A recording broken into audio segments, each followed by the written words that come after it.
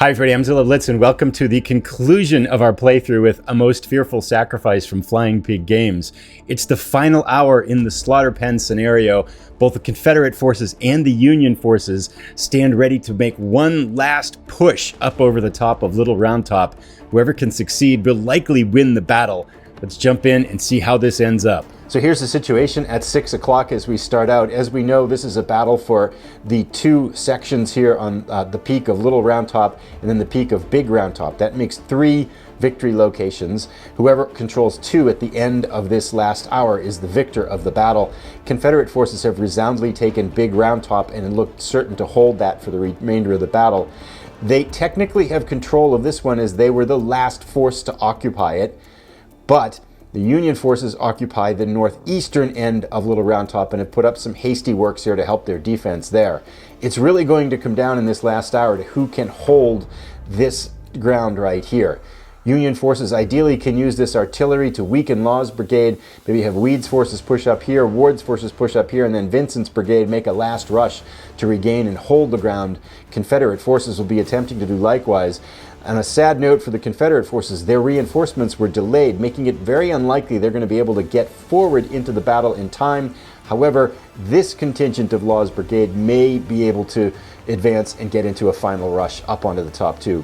It's all to fight for in this final hour. Let's get started by taking a look at our Union and Confederate command displays. For Sickles' 3rd Corps in the Union forces, we're prioritizing Barnes' division here, which is Vincent's brigade, as they are the strongest and they're most likely. We're definitely going to need them to try to push up over the top and see if they can hold the crest and the peak of Little Round Top. Next, we're going to have Ayer's division, which is Weed's brigade at the very north end of the Union line. We may need them to move forward to try to occupy that final section of Little Round Top as well. And then Ward's brigade down to the southern end of the Union line is a 3rd priority here. For the Confederate forces, it's really easy. Hood's division is the only division here, and we'll activate them and they're in division priority 1. Let's organize our event deck right now. We've got our 3 main events, and then each side gets to pick 2. For the Union forces, well, we're going to pick Fast Courier because that will allow us to activate a 2nd division in this turn, which I think is very valuable no matter what we're doing. I feel like this is almost a default one in this scenario for the Union forces. And then Take Those Colors is the Union equivalent really of Rebel Yell, which allows us to make a strong push and a strong assault attack with 1 unit. So I think this will come in handy as the Union forces are going to need to try to take that 2nd area on Little Round Top. For the Confederate forces, we've picked Rebel Yell, which again allows us to perform a strong assault attack.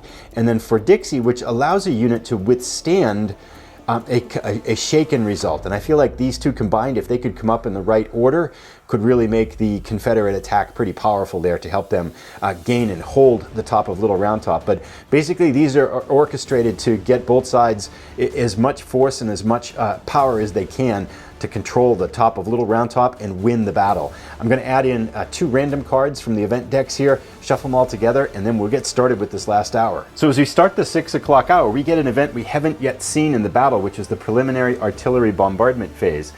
This allows 1 artillery brigade from each side to open fire, and there are ways you can get more, but we just have the Union one here. Martin's cannons that have just arrived and slid past the edge of Little Round Top to have a perfect line of fire down onto Law's brigade here.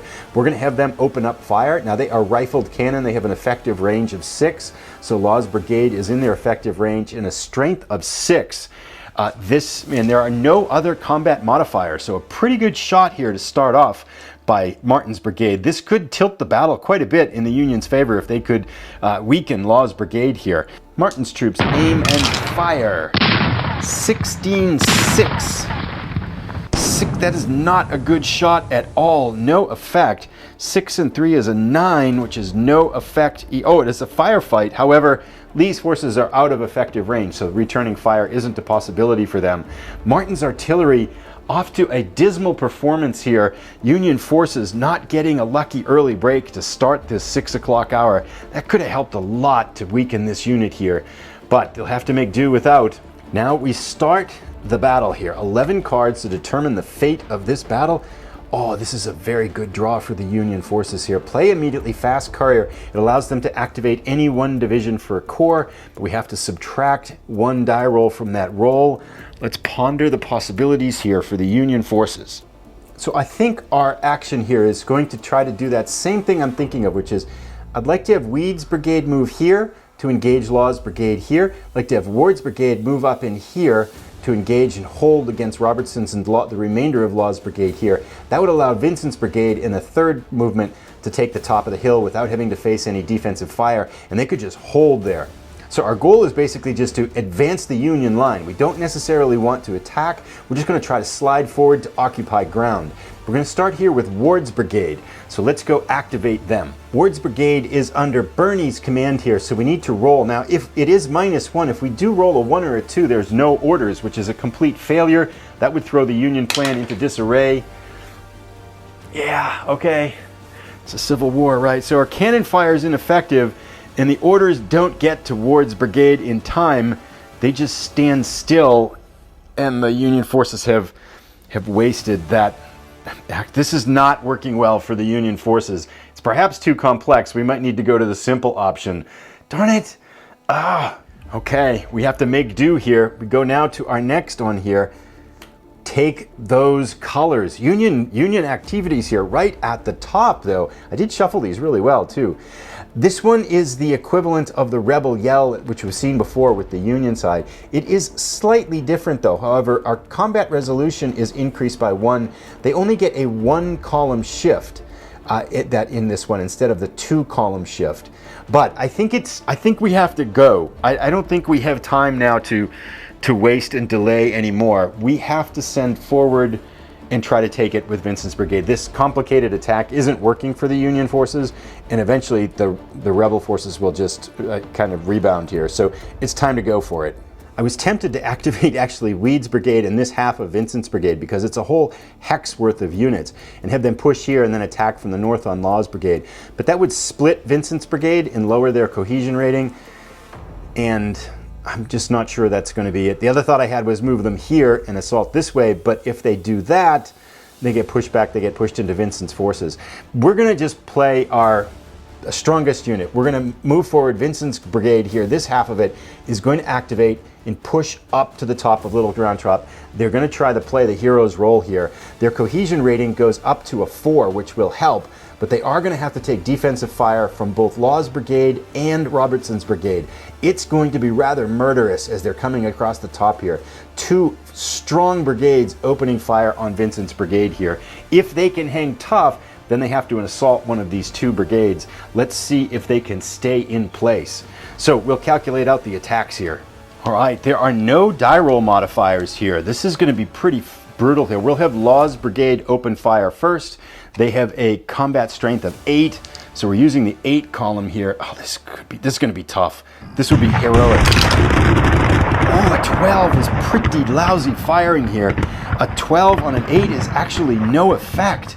And their cohesion here is a 4. A 4 and 3 is a 7, which gives them no effect. So they do not return fire, but Vincent's brigade survives the first volley of fire from Law's brigade. Now Robertson's brigade will open fire. They have a strength of 8. Likewise, no die roll modifiers here. This is huge. Vincent's brigade charges over the top.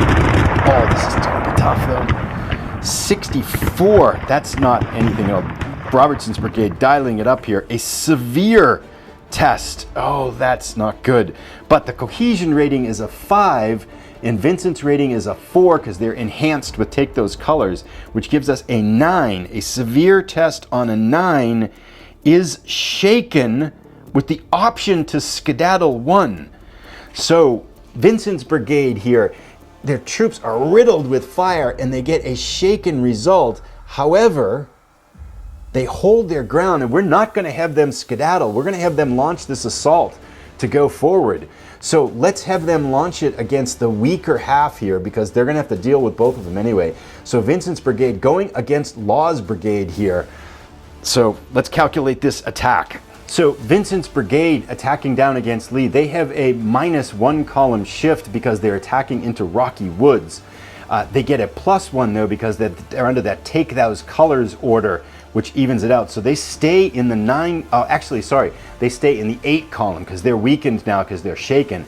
So they are in the 8 column. The cohesion rating is exactly the same. Both of these troops are -1, but Vincent's brigade is enhanced by 1 because of take those colors. So they are going to use the 8-9 column here, which is the same. Vincent's troops pour down the side of Little Round Top. 35 is not very good. They get a regular cohesion test here. Now, we calculate out for Law's brigade. Law's brigade, likewise, gets no column shifts here, and they stay in that 8 or 9 column. Law's brigade absorbs the assault. 26, that's not very good. 26 is an easy result. So Vincent's brigade gets a regular result. Law's brigade gets an easy result. Defender skedaddle 1 is the result of this attack. So Law's brigade gets pushed back to the west, 1 hex down to the bottom here. Not quite the result they were hoping for. Vincent's brigade now has the option, having pushed back Law's brigade, they are going to use the advance after combat here, push down the slope, and they can do 1 more attack. This time they are going to turn to the southeast here, and they're going to turn and try to push Robert's force back, trying to sweep the whole lower portion of the Little Round Top on their own. So Vincent's brigade attacking this way, they lose 1 column for attacking into a rocky hex. They gain, they lose another column because their cohesion rating is 1 less. They're enhanced by 1 and they're broken, so the -1 evens out to a 3. Robertson's brigade is a 4 because they're isolated, so that's 2 to the left. They gain 1 from those, take those colors. So they go from the 8-9 column to the 6-7 column. A little bit of a drop here. 33, not so good.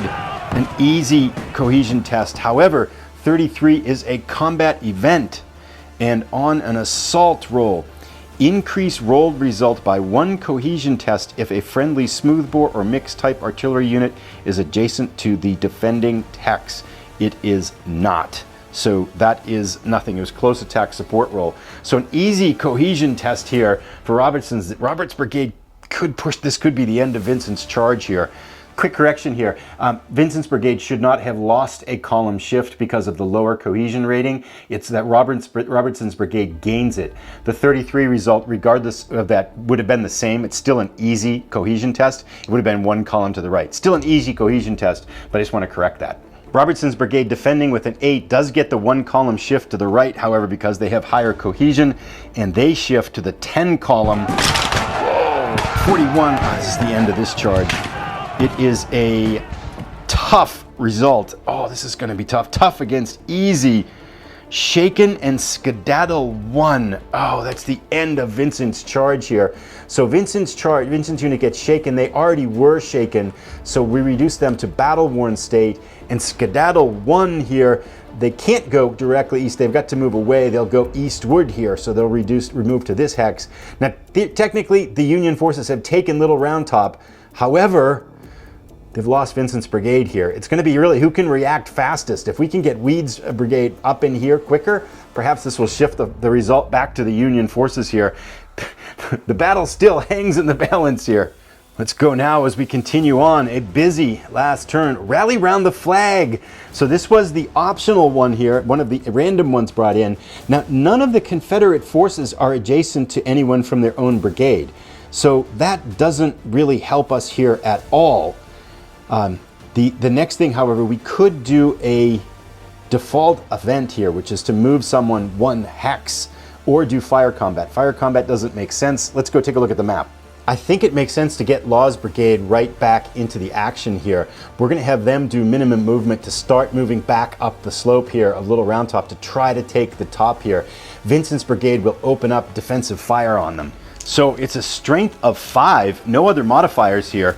Law's brigade, by the way, their cohesion rating is down to a 2 as well. So they are on the point of cracking here. Be really nice if Vincent's brigade got off a good shot, and they do. 56 and a 1 on the red. This is going to be tough, actually. So in a strength of 5, a 56 is actually a tough cohesion rate test. This is pretty bad for Law's brigade, and they have a red die roll of a 1, so a tough result, and the cohesion test score is a 1 plus a 2 is a 3. This gives us a depleted and skedaddle 3, which is optional. So we'll keep the Laws Brigade here, but they too take heavy casualties from Vincent's flanking fire as they try to reapproach the top of Little Round Top. Both sides throwing everything they have into taking Little Round Top again. The fighting is getting bloody. See what the fates have in store now. For Dixie, this is the hold event that allows us to play the For Dixie marker on it. It allows the unit to withstand more casualties. If they get it increases their cohesion rating by 1, and if a unit gets a shaken result, remove this marker instead of applying the result. Now we know who we're going to give this to, and it doesn't make sense to hold it. We're going to give it to Robertson's brigade right here, because they're going to be the ones that are going to have to push up and take the crest of retake Little Round Top here again. So this will strengthen them, give them a cohesion rating of +1, which will help, gives them a nice 5 for cohesion rating, and they can pull this off instead of taking a shaken result, which should make them more resilient going over the top here. So a big pep talk for Robertson's men as they get ready to take Little Round Top. We go back, the action continues. Seeing the elephant here basically is that act where a unit just basically breaks down from combat fear, but there are no Confederate units that have a printed cohesion rating of 1 or 2, so the Union can't use it to that effect. So we will use it for either minimum move or fire combat. I think we're going to use it for minimum move. We're going to use it for minimum movement here, and we're going to take Weed's brigade and move them to the top, the other half of Little Round Top here, to try to hold it. Now they're going to have to take defensive fire, not from Law's brigade because they're already engaged with Vincent's brigade, but from Robertson's brigade right here. But it's worth a shot here, because I think if we can hold this ground, it's going to make it tougher for the Confederate forces to retake it here. They'll have to take it by assault rather than moving into it. So Weed's brigade occupies the top of Little Round Top. Robert's brigade sees them cresting the top of the hill and open fire. This is a straight attack with an 8 strength. There are no modifiers here. Weed's brigade here could be in trouble. This is pretty tough. 52, oh, that's going to tear them apart here. 52 is a tough cohesion test, and a 1, oh, that's even worse. So a 1, and their cohesion rating is a 2. That's a 3, tough and a 3. That's exactly the same result. Oh, that's brutal. That's exactly the same result that Law's force got, which is depleted, and then the option to skedaddle 3. Well, interestingly enough, we're going to have Weed's force take the casualties here, but they're going to hold the ground. So they're going to withstand those casualties rather than having them optionally skedaddle away 3 hexes. We're just going to have them hold here. So the Union forces now occupy Little Round Top. Interesting. The battle continues. We know we have a lot of strong cards left here. Faulty fuses. Play this event when Confederate artillery unit. There are no Confederate artillery units in this battle, so we will use it for its minimum movement again. So minimum movement once more for the Union forces. I think we have a strong move now here. We're going to have Vincent's force move down Little Round Top to take this southern A, the edge. The hasty works gets discarded when they move, and there is no defensive fire because all of these units are presently engaged. So the Union forces now in control of Little Round Top as this 6 o'clock hour moves forward. Command confusion. So command confusion basically allows us to disrupt an order given to a Union brigade. I'm tempted to use this for the minimum movement for the Confederate forces, but I think it might actually come in handy depending on how things play out over this last half hour of this last turn. So I'm going to pass on the default event, and we're going to hold this card for the Confederate forces for later to see if we can disrupt Union orders. Let's see, we're down to 4 cards left, and we actually know what these are, right? Because we know one's a Fog of War, we haven't had either core activation, and we have for the Rebel Yell here coming up too. Sickles 3rd Corps, interesting. Okay, what should we do as the Union forces? We know there's Fog of War, the Confederate core activation, and then the Confederate Rebel Yell. So Confederate forces are going to get 2 shots to retake Little Round Top. The question is, what do we do as the Union forces to prepare for that? But this is Sickles' 3rd Corps activation. First, we have to roll 1 die to see what brigade or what activation we have here. We get a 1, so this is a 1 brigade from Divisional Priority 1 and Martin's artillery. So the activation falls to Barnes' division, which is Vincent's corps. I think we're going to give them a defend order, and we're going to try to do a couple things. First, we're going to have combine with fire combat, because that happens at the beginning of a defensive defend order, and we're going to try to see if we can do some damage to Law's Brigade here. Then once that happens, we can have a minimum movement as part of the defense phase too, which might allow us to shift a little bit more and maybe allow our artillery to come to bear a little bit here as well. So with that being said, let's have Vincent's Brigade combine and fire on Law's Brigade here. There's actually a pretty strong attack here by Vincent's Brigade. They've got a lot of firepower here. Combat strength of 9 as we add it up, and then under a defend order, you get a 1 column shift to the right. So we're firing on the 10 column. No other modifiers apply. 15 and a 5. Oh, this is bad. That actually could be 15 under a 10. Oh, it's actually an easy test. Okay, so it's not horrible, but it could have been so much better. And the morale roll here, there was a 5. Law's cohesion rating is a 2 because it's -1. They don't have any support from a like brigade. So an easy test, 2 plus 5 is 7, is no effect on Law's Brigade. Okay, so now we can have Vincent's Brigade do a movement here. We're going to have Vincent's Brigade pull back here to disengage and move 1 away from Law's Brigade. And that will finish up Vincent's Brigade's activation. And now we can activate Martin's artillery. The line of fire is clear down to Law's Brigade, so we're going to have them open fire on Law's Brigade. We've done this attack before. We know that it is a 6 with no modifiers, so it's just a fire combat. It's not a defend roll for the artillery. So it's just a regular 6 here. Martin's artillery opens fire. Oh, this is a good result. 53 is a tough cohesion test, and the red die is a 1 compared to added on to Law's 2, which is a 3. Tough and a 3. We've gotten this result 3 times. Depleted and skedaddle 3. Now the unit is already depleted, so it has to go a break test. And under this means that if we roll less than the cohesion rating, no effect, we keep any shaken markers. Die roll equals a cohesion rating, it gets a shaken result. If it is greater than its cohesion rating, it is broken. So Law's Brigade here, with a cohesion of 2, gets their break test. A 4. They fail. So Law's Brigade here, this portion of Law's Brigade that was once so strong, breaks and flees the combat and goes to the broken area of the mark. That leaves Robertson's Brigade to carry on the heroics. Martin's artillery putting on some hurt here for the Union forces. And that finishes Sickles' activation here for this latter part of the 6 o'clock turn. 3 cards left, Fog of War, and then 2 Confederate activations. Rebel Yell, here it is. This is it. We know what we're gonna do, right? Robertson's Brigade is already screaming for Dixie, and now they're adding in their Rebel Yell. They're going for the top of Little Round Top. This is it. This is the whole battle right here, because the Union forces won't be able to respond. And after Robertson goes through this attack, well, they'll get 1 more activation. It could still happen here, but this seems like this is the critical moment in the battle here. Robertson's force has to charge up this steep slope here to try to take the top of Little Round Top. But they have the Rebel Yell going, and they have 4 Dixie going. Let's calculate out the attacks here.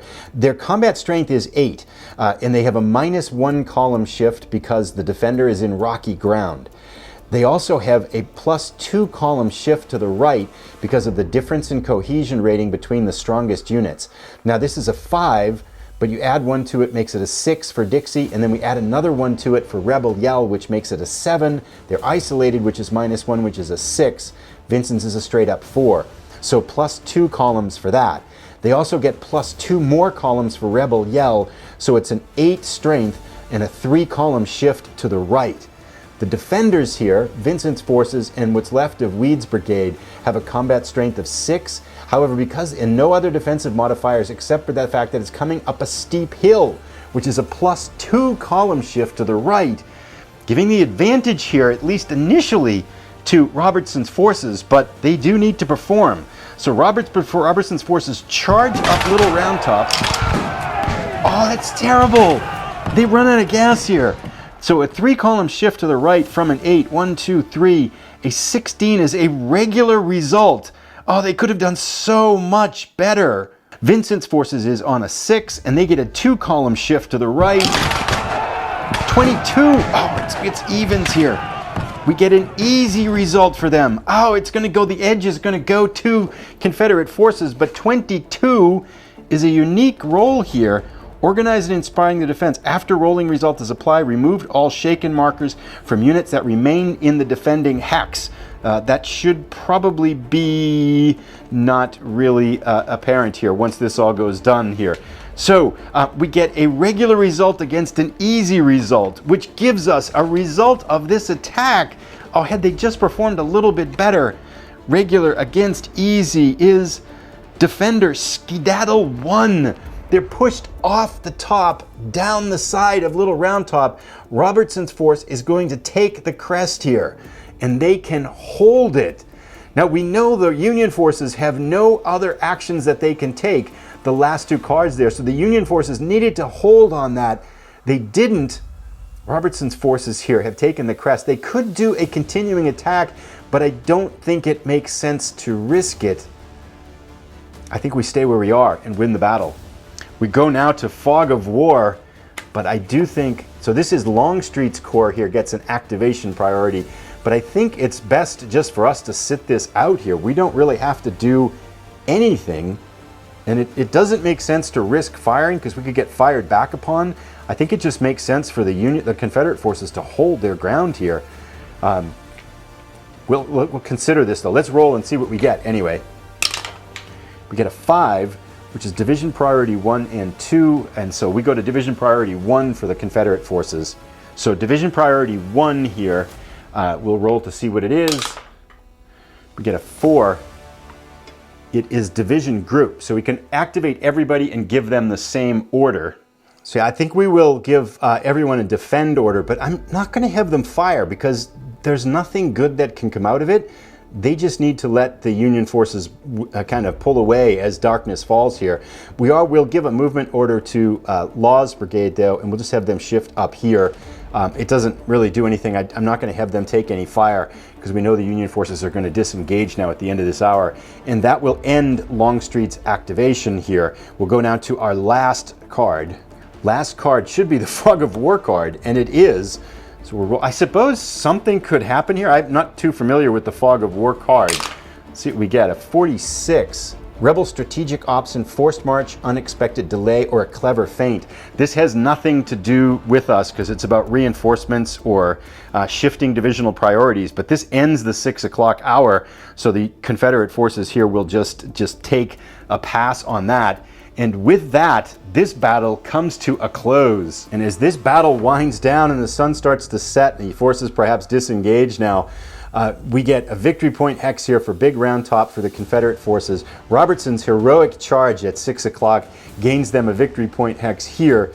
And Vincent's brigade, they're half of it still somewhat depleted and battered, holds on to the top half of Little Round Top, but 2 victory point hexes go to the Confederate forces, and they claim the victory on the last desperate and heroic charge by Robertson's force up the face of Little Round Top, pushing back both Vincent's brigade and Weed's depleted troops off the top, giving the Confederate forces the win in this battle. That was about as close as it could get.